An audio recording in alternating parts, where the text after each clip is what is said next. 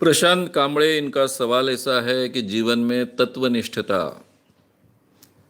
कितनी महत्व की है। और दूसरा सवाल है कि ऑनेस्टी आज के ज़माने में तो किसी काम की नहीं है, फिर ऑनेस्ट रहने में क्या मतलब है। देखिए, मैंने फिर से कहा कि आप डिसऑनेस्टी से क्या प्राप्त करते हो। जो भी व्यक्ति डिसऑनेस्ट होता है वो व्यक्ति अपने आप में समाधानी नहीं रह सकता है।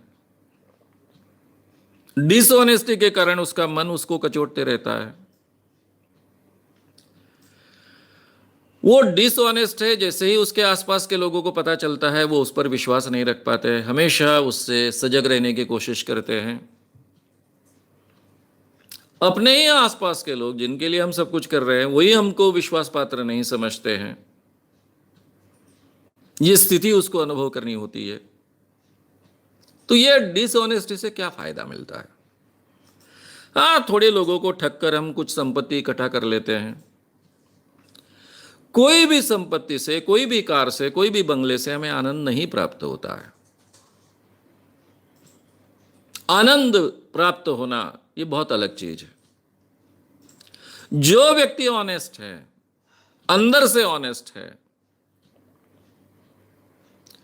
वही व्यक्ति अपने जीवन में आनंद से जी सकता है।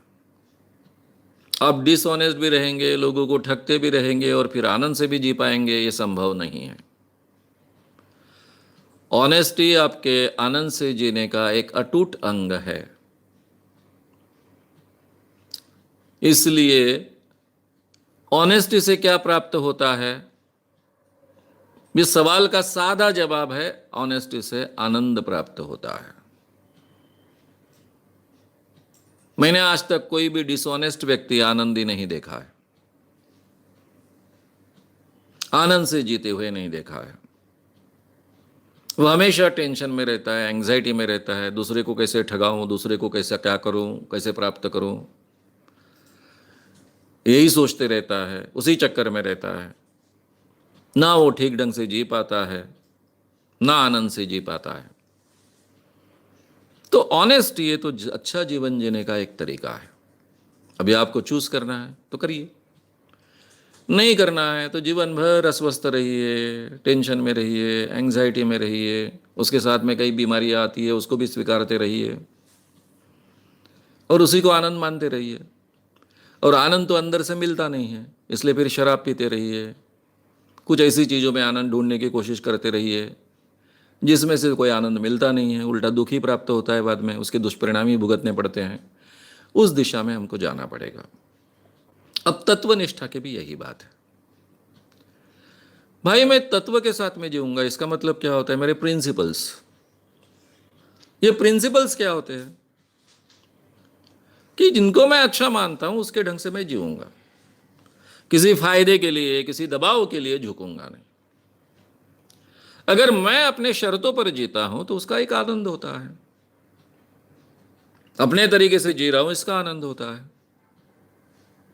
और यह आदमी, जो आदमी अपनी शर्तों पर जीता है, अपने प्रिंसिपल्स के साथ में जीता है, ऑनेस्टी के साथ में जीता है, वो अंदर बाहर से बहुत कॉन्फिडेंट होता है। ये कॉन्फिडेंस ही लोगों पर बहुत प्रभाव करता है और लोग उसको उसी ढंग से फिर स्वीकारते हैं। इसलिए कॉन्फिडेंस से अपने जीवन में जीना, अपने मूल्यों के साथ में जीना, यह आनंद से जीने का एक हिस्सा है। इसको अलग नहीं किया जा सकता है। ये भी हमने अगर ध्यान में रखा तो मुझे लगता है ऐसा क्यों जीना चाहिए ये हमारे समझ में आएगा। रहा सवाल कीमत देने की, जो लोग अपने एक प्रिंसिपल के साथ में जीना चाहते हैं उनको कीमत देनी पड़ती है।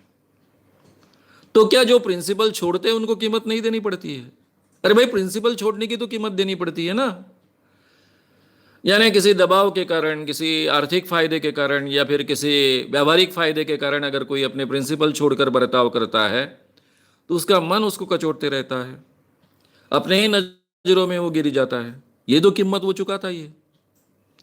जो व्यक्ति झुकता नहीं है, अपने प्रिंसिपल के साथ में अड़िग रहता है, वो ये कीमत नहीं चुकाता है, दूसरी व्यावहारिक कीमत चुकाता है। तो हर एक को कीमत चुकानी होती है।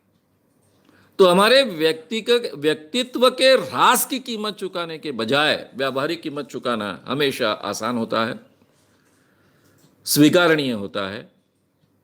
कम से कम हमारा अंदर से कॉन्फिडेंस कायम रहता है, अपने बारे में एक जो इमेज है वो अच्छी इमेज हमारे मन में हमारी ही कायम रहती है। इससे बड़ा आनंद की बात दूसरी कोई नहीं हो सकती है। अगर आपको ये वीडियो पसंद आया हो तो उसे ज़रूर लाइक करें, लोगों में ये अवेयरनेस फैलाने में हमारी मदद करें। वीडियो को ज़रूर शेयर भी करें। तो हमारे YouTube चैनल श्याम मानव को विज़िट करें। ऐसे सारे वीडियोस का आनंद लेने के लिए हमारे चैनल को सब्सक्राइब करें। उसके लिए सब्सक्राइब बटन दबाएं। नए वीडियोस का नोटिफिकेशन पाने के लिए बेल आइकन दबाएं।